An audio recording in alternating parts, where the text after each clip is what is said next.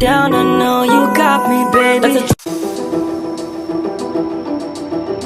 Tidak adanya kejelasan proses hukum terkait kasus pengeroyokan dan penganiayaan yang menimpa mahasiswa Universitas Lampung, Fakultas Pertanian bernama Fadil Nabila Yeskur, Rizaldi dan Zaki pada tanggal 26 Desember 2024 lalu, membuat orang tua korban menanyakan keseriusan aparat penegak hukum dan juga pihak dari Unila dalam penyelesaian kasus ini. Pihak keluarga korban yaitu orang tua dari Fadil dan Zaki bercerita terkait penanganan perkara ini yang terkesan jalan di tempat. Ibu dari salah satu korban yang bernama Fadil meminta aparat penegak hukum dalam hal ini Polresta Bandar Lampung agar mengusut peristiwa ini hingga tuntas dan para pelaku pengeroyok anaknya bisa dihukum berat. Menurut pengakuan korban ada 15 orang yang melakukan pengeroyokan, tetapi ada 3 orang yang disebut sebagai pelaku utama. 3 orang ini yang sudah dilaporkan, tapi sampai dengan hari ini tidak ada satupun yang dilakukan penahanan. Selain itu, pihak korban pun tidak pernah dipertemukan dengan pelaku. Saat berkunjung ke Media Pikiran Lampung pada hari Sabtu 22 Februari 2025, Casey, ibu salah satu korban meminta pihak kepolisian dapat bertindak tegas dan hanya ingin meminta keadilan bisa ditegakkan. Pelaku pengeroyok anaknya bisa dihukum berat, agar hal ini tidak terulang lagi ke depannya. Karena akibat pengeroyokan itu korban mengalami masalah di mata kirinya dan sampai hari ini korban mengeluhkan penglihatannya terganggu. Dia juga meminta agar pihak kampus Unila mengambil langkah tegas dan memberikan sanksi kepada para pelaku. Sebab, menurutnya, apa yang menimpa anaknya ini bukan lagi kenakalan remaja, tapi sudah kriminal dan mengancam nyawa anaknya. Sebab menurut Kesi, anaknya dikeroyok dari dalam kampus hingga ke jalan bebas dan dianiaya beramai-ramai tanpa berperi kemanusiaan. Dia menjelaskan jika anaknya dikeroyok dari dalam kampus dan saat hendak ingin berobat ketika sampai di jalan bebas mereka dikeroyok lagi, namun kali ini ada 15 orang lebih yang menyerang. Tetapi untung ada warga yang membantu mereka. Akibat dikeroyok itu mata korban hampir mengalami kebutaan. Kesi juga mempertanyakan kemana keamanan di kampus Unila hingga kejadian ini bisa terjadi. Menurut Kesi, anaknya dan 1 orang rekannya lagi mengalami luka berat dengan mata hampir buta. Sedangkan kawan satunya lagi mengalami 14 jahitan di bagian kepala belakang.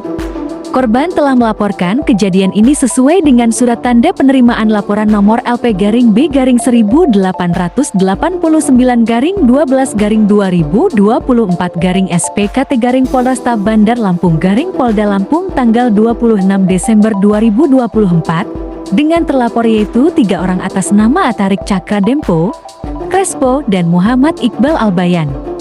Sementara itu Ali Wardana, ayah dari salah satu korban lainnya yang bernama Rizaldi juga berharap kasus ini segera dituntaskan. Ali menjelaskan saat kejadian anaknya yang bernama Rizaldi bermaksud mengantarkan temannya yang ingin berobat ke rumah sakit Abdul Muluk dengan menggunakan mobil. Tapi di jalan dilakukan penghadangan oleh para pelaku, beruntung anaknya tidak mengalami luka yang serius, tapi kedua temannya yaitu Fadil dan Zaki yang mengalami luka cukup parah.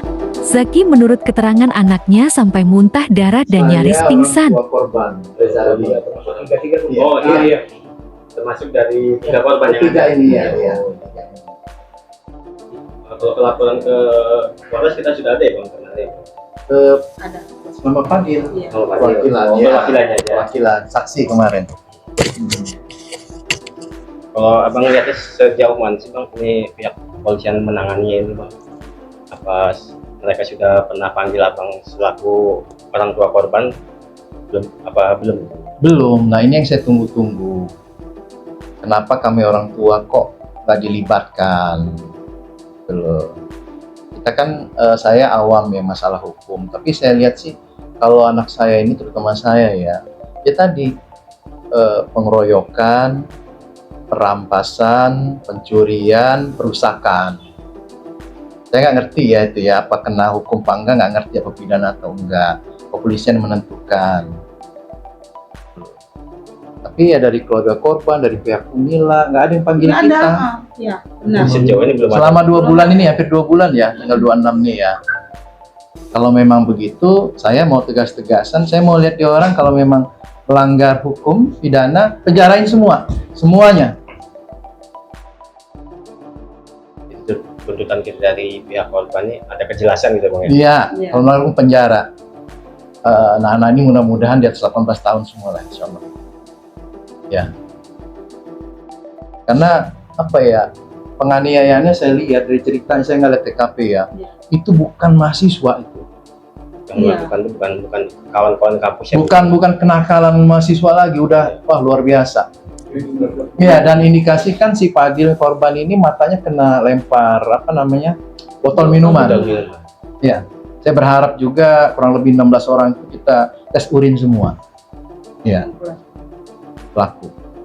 Ya, jadi kita di sini minta ya, polisian mau tindak lanjutnya ya. Iya, seadil-adilnya lah kita berharap. Ali juga menyoroti lambannya penyelesaian kasus ini.